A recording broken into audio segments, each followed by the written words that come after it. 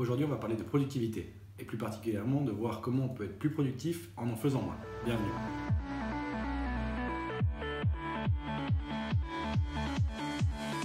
Salut les amis, c'est Charles Gauthier, j'espère que vous allez bien. Juste avant de commencer la vidéo, si jamais tu es nouveau et que tu n'as jamais vu une vidéo, je t'invite tout simplement à t'abonner à la chaîne en cliquant sur le bouton rouge sous la vidéo.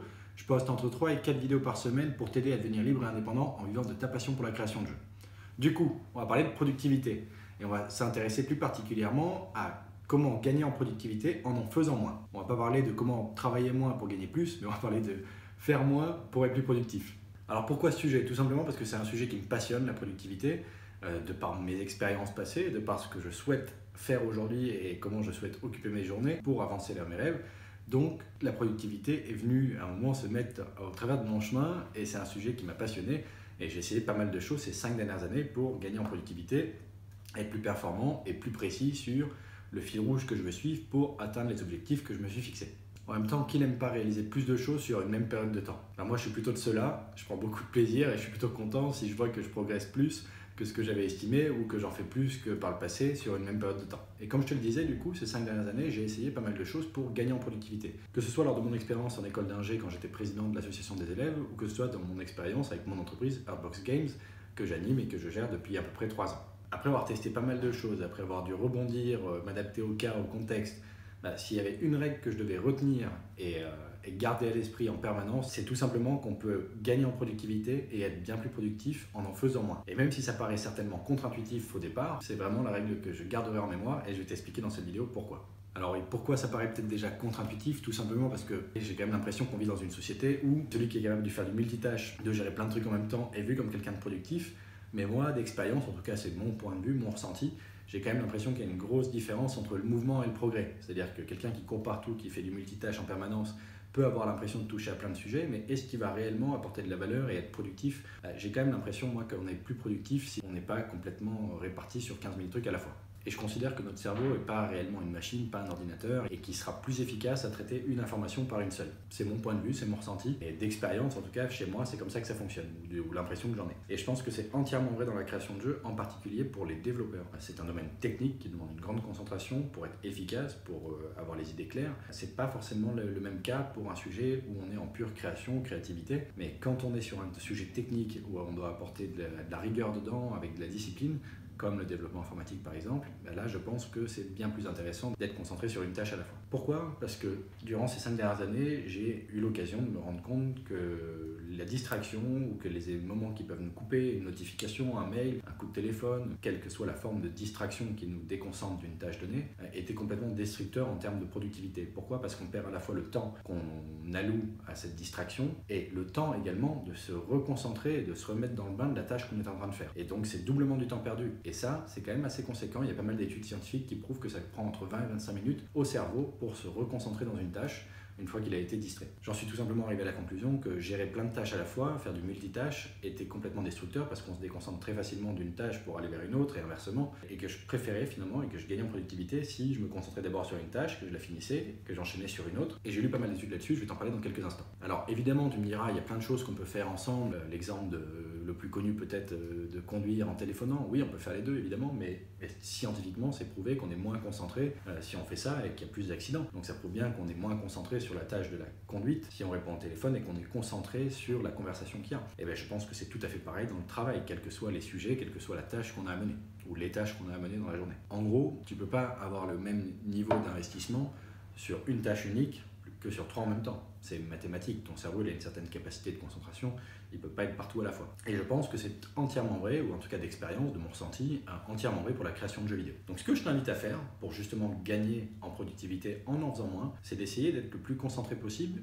une tâche à la fois. Et donc pour ça, il va falloir t'organiser. C'est très difficile de commencer une journée sans avoir planifié ce qu'on veut faire la veille, de démarrer sa journée avec motivation et détermination, avec un fil rouge à suivre, de pouvoir suivre au mieux ses tâches et de ne pas s'essouffler en cours de route si on n'a pas planifié et un peu organisé sa journée de travail. Donc voilà, moi ce que je t'invite à faire, c'est à planifier des moments précis qui seront alloués à des tâches précises. Je te donne un exemple, moi j'ai essayé pas mal de choses, je suis encore en train d'affiner mes routines matinales et de soir aussi, j'ai encore beaucoup de travail à faire là-dessus, mais Mais je me suis rendu compte que le matin, ce que j'aime bien faire, c'est 1 heure ou deux, dégrossir tous les plus gros sujets importants, les mails, histoire d'avoir l'esprit tranquille et de ne plus avoir cette source de distraction dans la journée. Donc je regarde mes mails que le matin avant 9 h et le soir après 18 h en général. Et j'ai remarqué que j'aimais bien aussi allouer les moments de pure créativité, de réflexion, de recherche, plutôt le soir, une fois que j'ai terminé ma journée, que je peux récupérer éventuellement les projets pour tester des choses, pour faire des réglages.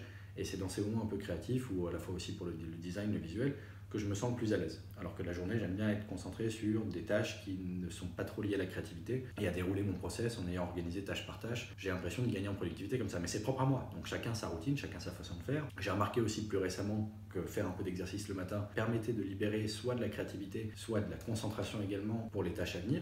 Donc ce que je retiendrai en fait de tout ça, c'est tout simplement d'avoir une certaine discipline, une rigueur dans l'organisation de ces journées. Vis-à-vis de l'organisation des tâches et de la concentration, du temps de concentration le plus efficace, j'ai lu pas mal d'études. Il y a une première théorie qui dit qu'on est très efficace après le temps d'une demi-heure et que pour basculer sur une nouvelle tâche, il vaut mieux faire entre 5 et 10 minutes de pause à ce moment-là. Il y a d'autres théories qui exposent un temps de concentration de 2 à 3 heures et une pause comprise entre 15 à 25 minutes. Et on fait plein de petits sprints comme ça sur les tâches précises. C'est certainement variable, ça va dépendre de toi. Il faut faire des tests. Peut-être que tenir 2 heures concentré, c'est très dur au départ et qu'au début, ce sera plus simple de le faire sur une demi-heure. Donc commence peut-être avec cette première règle qui dit une demi-heure de concentration à fond sur une tâche et 5 à 10 minutes de pause avant de basculer sur une autre, plutôt que de commencer de suite avec des grandes ambitions à 2-3 heures de concentration permanente.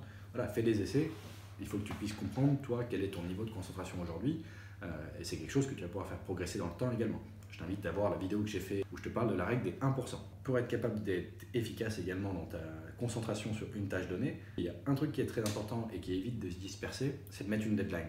Tu prends un chronomètre, tu te mets une demi-heure, tu te mets un jalon final, pas trop loin, c'est dans ton objectif de la journée. Ça te permet de te mettre un coup de pied aux fesses pour être complètement concentré sur cette tâche donnée sur laquelle tu t'es alloué une demi-heure, 1 heure, 1 heure et demie, bref, peu importe, selon la durée de la tâche. Et moi, par exemple, ce que j'aime bien faire, c'est que quand je veux vraiment me mettre un coup de pied aux fesses, je vais prévoir un coup de fil à telle heure. Et je sais du coup qu'avant ce coup de fil, j'ai tant de temps et j'en ai pas plus. Ça motive aussi à être complètement concentré sur une seule tâche parce que je sais que derrière, je ne pourrai pas la finir et que je ne veux surtout pas être coupé en plein milieu de cette tâche. Donc je vais tout faire pour la finir avant la prochaine échéance. Et le plus souvent, prendre un engagement auprès de quelqu'un, un coup de fil, un échange, une sortie, c'est quand même une deadline qu'on ne peut pas décaler, plus difficilement que si c'est une deadline que tu t'imposes à toi-même. C'est à toi de voir aussi ce qui peut te motiver. Une espèce d'engagement public peut aider aussi parfois à gagner en motivation et en détermination pour finir une tâche. Pour faire une conclusion là-dessus, ce que j'ai pu observer, c'est que j'ai été 10 fois plus productif si je prenais, par exemple, je dis une bêtise, moi, 3, 4, 5 sprints dans ma journée bien définis pour les 4-5 tâches les plus importantes que je veux traiter, plutôt que d'arriver et de faire ma journée de 8 ou 12 heures ou plus en étant dans le flou, avec plein de distractions partout et en ressortant de cette journée assez épuisé. Je préfère attaquer les sujets importants très tôt et les avoir mis spécifiquement le matin pour avancer au mieux et avoir libéré une partie de mon esprit déjà dès le début de la journée. Ça fait permet de me gagner en motivation et en général je termine ma journée en ayant fini toutes les tâches que je voulais faire, quitte à grappiller 1 heure ou 2 de plus si jamais vraiment je suis un peu à la bourre, mais je ne me retrouve pas sous l'eau où j'ai pas l'impression de terminer mes journées en n'ayant pas avancé. J'ai l'impression d'avoir progressé et ça fait quand même du bien. Donc tu l'auras compris, il faut pouvoir s'organiser et planifier les tâches qu'on veut réaliser avec des deadlines pour être capable de les réaliser à la suite les unes des autres en étant concentré une tâche après l'autre. Mais maintenant, peut-être que toi tu es convaincu que le multitâche c'est quelque chose de magique et que ça fonctionne très bien. Pour moi la réponse elle est évidente, elle est claire. Mais je pense qu'il faut la vivre, il faut l'avoir expérimenté pour mieux la comprendre. Et aujourd'hui, moi je suis convaincu que le multitâche n'est pas quelque chose de viable pour le cerveau humain, qui pour moi est beaucoup plus efficace quand il n'est pas distrait et concentré sur une seule chose. Et donc fais attention aux distractions parce que les distractions sont la source de manque de productivité la plus grande. Il n'y a pas que le temps que tu perds sur la tâche en cours quand tu te distrais, il y a le temps de se remettre dedans également, qui est assez long, qui est de 20-25 minutes minimum. Donc tu perds à chaque fois beaucoup de temps dès que tu te fais distraire. Et donc tu perds en productivité. Donc ton objectif premier, si tu veux pouvoir gagner en productivité en faisant moins, c'est de définir des moments très courts, aller de quelques dizaines de minutes à 1 heure ou 2 maxi, dans lesquels tu vas donner comme objectif une seule tâche à finir avec une deadline de temps. Et je peux te garantir que si tu fais ça, tu en feras bien plus. Et ça va te mettre dans une dynamique qui est très positive, une grande motivation. Et en plus, tu vas vraiment te rendre compte que tu progresses, que tu n'es plus en train de courir à droite à gauche partout et à te faire déborder ou être en surmenage. Tu vas vraiment te rendre compte d'une réelle progression qui apporte de la valeur pour ton projet, pour avancer vers tes rêves. Pour terminer cette vidéo, je voulais simplement te dire aussi que je suis conscient qu'on n'est pas tous dans le même contexte. Tu as peut-être des enfants, une femme, un mari, une vie de famille, un boulot à temps plein, avec peut-être des heures sup si t'es cadre.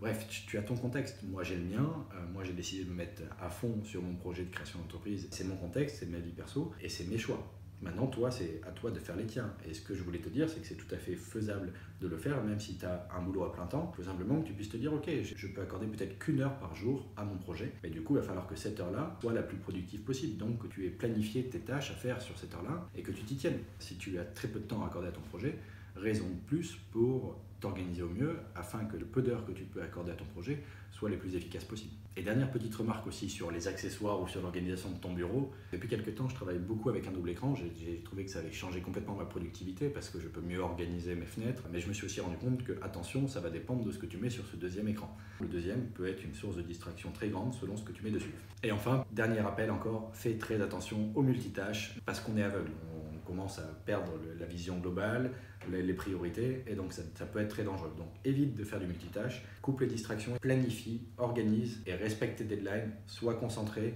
Voilà ce que je voulais te partager aujourd'hui. J'espère que cette vidéo aura pu t'être utile et te plaire. Si c'est le cas, mets-moi un gros pouce bleu, ça me fera toujours plaisir et ça me permettra de le savoir. Je t'invite à me partager dans les commentaires un petit peu quelle est ta vision à toi de la productivité, quelles sont les bonnes astuces peut-être que tu appliques toi qui t'ont permis de pouvoir progresser plus vite, d'être plus productif, d'être plus à l'aise avec ce que tu as traité et d'y prendre plus de plaisir aussi en étant moins surmené, moins dans le rouleau compresseur. Pour rappel, tu peux toujours accéder au replay des conférences live que j'ai animées pendant les fêtes. J'ai partagé beaucoup d'informations il y a près de 10 heures de live. Donc je t'invite tout simplement à cliquer sur le premier lien dans la description pour récupérer ces replays. Je te remercie de m'avoir écouté, c'était Charles Gauthier, je te dis à très vite pour la prochaine vidéo. Ciao!